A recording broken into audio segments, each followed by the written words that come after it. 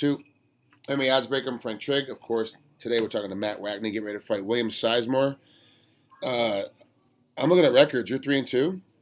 He's 0-0. Mm-hmm. So no tape, nothing to watch on him. Like, how do you prep for a guy like that? I just came off of an IFC victory. IFC from Paul Smith. He's been around for a long time, and I just won the belt for his show. And I got a call like a week before that fight about fighting for Titan FC, and they didn't have an opponent for me, and I guess they found one. He's a 10-2 amateur, so there's like a little bit of video, but it's amateur footage, so nothing really to go off of. And it's, amateur footage is tough. Rules are a little bit different depending on where he fights. Sometimes there's no even kneeing an opponent when he's on his feet in the head. You can't throw elbows at all. It just depends on the commission. Like every commission when it comes to amateur, they have different set of rules and different set of things you can do. How effective do you think that even watching, even if you could see all the footage he has of all 12 fights as an amateur, how effective would it really be? Because the rules are so much different.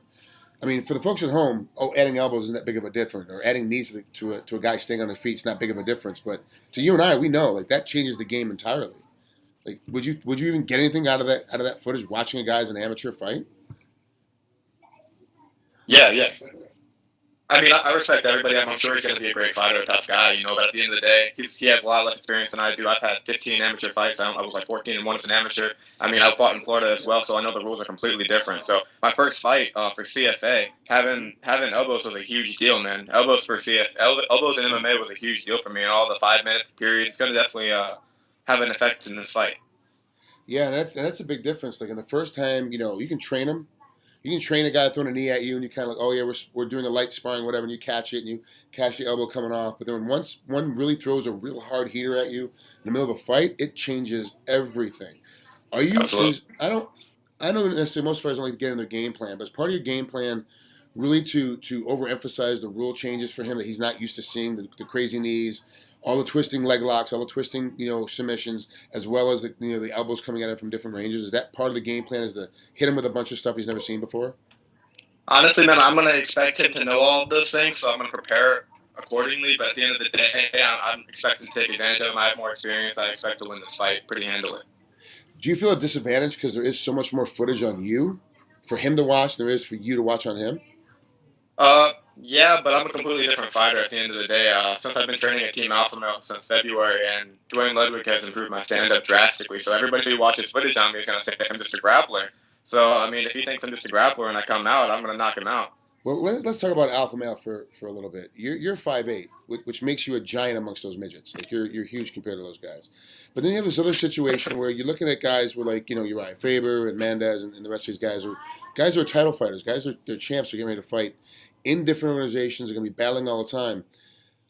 Yes, we joke talking about how short everybody is over there, Alpha Male, but they've done a very specific job with the lighter weight guys. They've got a very specific tax they're doing with the guys who are 155 pounds and lighter. When you go in there, do you kind of get that sense when you walk in, like, hey, this is the best group of guys possible for anybody that's in my size, whether I'm super tall compared to everybody else or not?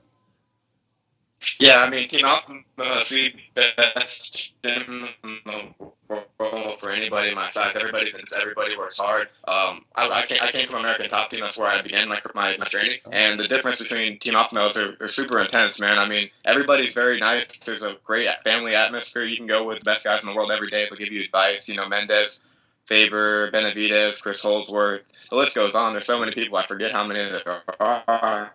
And there's always a room full of killers, and even the up-and-coming guys. I mean, we got so many good fighters, so many good training partners. It's hard not to get better. You're either going to get better or you're going to quit. Do you sometimes... It's just the way it is. Everybody brings it every day.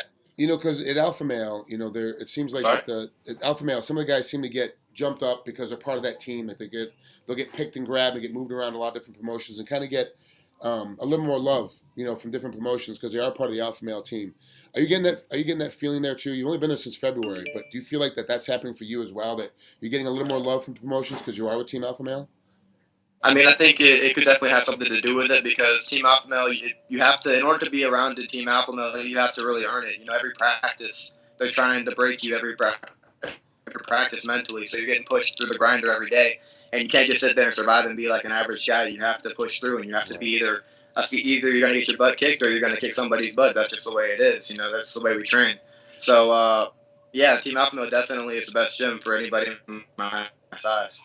And no disrespect to any of the other, organization or camps that are out there. Like all the camps are great. I've talked to a lot of guys from ATT, your former campground, and it's obviously everyone's got their killer instinct, but it just seems like the alpha male has found their niche of if you're 155 pounds or lighter, or thinking about going down to 155 pounds and you're lighter than that, then come over and train with us, and you're going to find nothing else but killers to work with. And Chris Holdsworth, I knew him here. We used to train together here in Vegas. And so when Chris moved up there, I saw him like maybe 8 months or 9 months later. He came back down for a couple of times. We rolled for like maybe 35 seconds. And I was like, completely different guy. And he was a grappler, an excellent grappler before he left. He was even better when he came back. In his grappling standpoint, I didn't want to know how good his boxing was. I didn't mess with it. So it's definitely guys have gotten a lot better up there. For you, though, who's the one guy you go to work out with where you're like, I don't want to touch this guy. I'm just not feeling it today. Like he's too tough. That practice, that round with him is going to be the one round that's going to give you a headache and make your joints hurt. I mean, the obvious guy is TJ Dillashaw, man. TJ is a killer. Every time you go in there, you're like, that's the guy. If you're having a bad day and you want to take like a round where you want to go easy, you don't go with TJ, man. He takes your head off every time. And him and Chad Mendes. Chad, of course, fighting for the belt right now. Chad's a killer too. They're both just phenomenal athletes, and they bring it every day in practice, no matter how it is. They just come in there. They're always aggressive, always going for the kill, and they're great to go with every day, man. I can't have a better training partner than champion of the world, So. Yeah, it seems like you're finding a good niche, and you feel like you find a good spot, and I really can't wait to watch this fight happen for Titan Fighting Championships 31 on. It's actually on Halloween, which is kind of a weird night to fight, but whatever. Afterwards, you can go put your makeup on and go do your Halloween gig. Matt, it's been a pleasure to talk to you. Good luck. Yeah. I can't wait to talk to you after. Oh, thank you so much, man. It's a pleasure to be on your show, man. You're a legend. Thank you. Thank you. Thanks, man. I appreciate that. We'll talk to you soon. We're definitely going to be chatting again after this fight's over. Absolutely, man. Take care.